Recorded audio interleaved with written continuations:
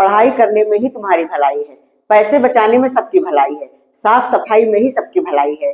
तो आज हम सीखने वाले हैं ऐसे ही सेंटेंसेस की इंग्लिश। इन सेंटेंसेस को हम इंग्लिश में कैसे बोलेंगे आज वही सीखने वाले हैं। So hello students, welcome back to my channel. तो without wasting any time let's get started. तो देखते हैं आज के हमारे सेंटेंसेस। जैसे पहला सेंटेंस है, इसी में सबकी भलाई है, बाहर न जाने में ही मेरी भलाई है, पढ़ाई करने में ही तुम्हारी भलाई है।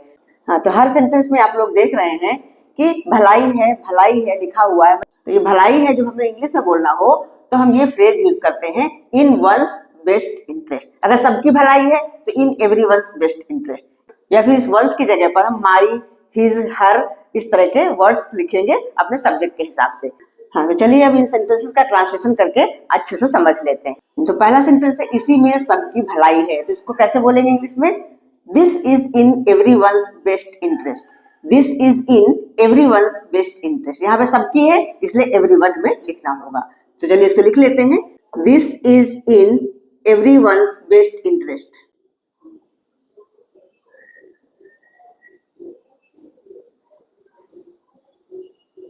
ठीक है, तो इस सेंटेंस का ट्रांसलेशन हुआ, this is in everyone's best interest. Second sentence हमारा, बाहर न जाने में ही मेरी भलाई है। तो यहाँ मेरी भलाई है, और किसमें मेरी भलाई है? बाहर न जाने में। तो not going outside.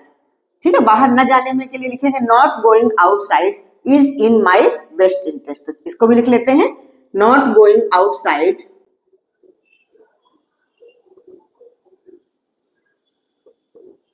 Not going outside is in my best interest.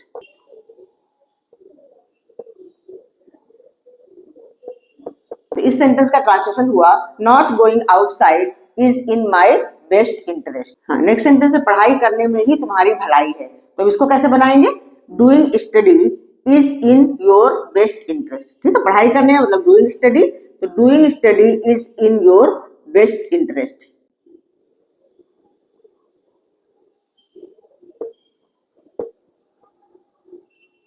Doing study is in your best interest.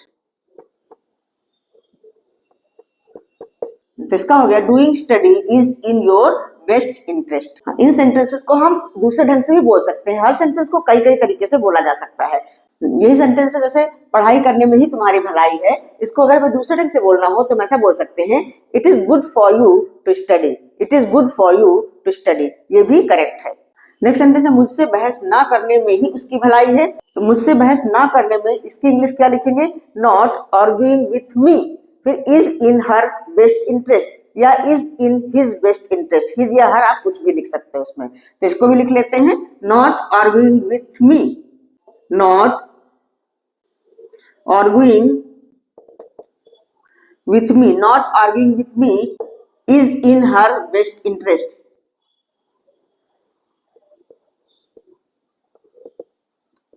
ठीक है, तो इसका हो गया, not arguing with me is in her best interest. Next sentence है, पैसे बचाने में सबकी भलाई है। तो पैसे बचाने में saving money. Saving money is in everyone's best interest. इसके लिए हम लिख लेते हैं, सेविंग मनी,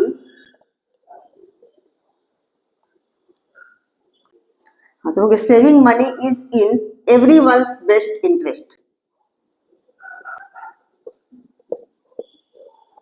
ठीक है, तो इसका हो गया, saving money is in everyone's best interest. Next sentence है, साफ सफाई में सबकी भलाई है। तो साफ सफाई के लिए हम क्या बोलेंगे? क्लीनलीनेस। तो cleanliness is in everyone's best interest. तो इसको भी लिख लेते हैं,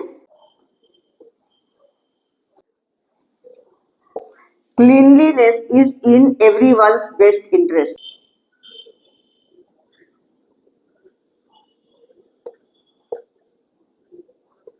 तो इस सेंटेंस का ट्रांसलेशन हो गया, cleanliness is in everyone's best interest. हाँ, तो ये स्ट्रक्चर आप लोगों को समझ में आ गया। बिल्कुल इजी है, सिर्फ एक फ्रेज का यूज करके ये सारे सेंटेंसेस बनाए गए हैं। तो इस तरह के बहुत सारे सेंटेंसेस आप प्रैक्टिस कर सकते हैं। और भी सेंटेंसेस आप लोग अपने हिसाब से बना करके प्रैक्टिस करें, ये वाला फ्रेज यूज करके।